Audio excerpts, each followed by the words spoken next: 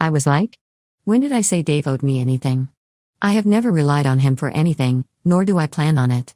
I mean, I feel bad that Dave and Sarah are fighting and I can't help but feel weirded out that Sarah did that behind his back and he had no clue. I've been extremely anxious and I can't stop shaking. Am I the jerk? Again, I hope this reaches some of you lol. So my middle brother called me yesterday and asked me to explain what's been going on and I did.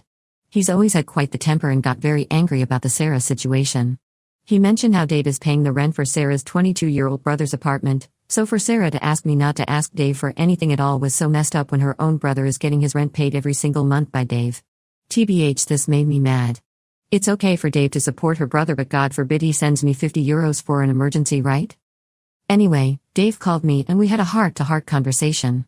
I explained to him what I've been going through here and he was silent for a while. I did mention that if I was in urgent need of something, I still had my other two brothers to ask, so it really wasn't that terrible. He said he feels so guilty that I was suffering and he didn't know. He said he won't tell me the details about his discussion with his wife, but he was heartbroken that she would even think of telling me not to rely on him, and has asked her to give me an apology, which she said she did, but at the time of the call I hadn't received anything. I said I haven't gotten an apology from her and he told me to check my messages again, still nothing. He was silent for a while and just sighed. I also mentioned the text my cousin sent, which he asked me to forward to him.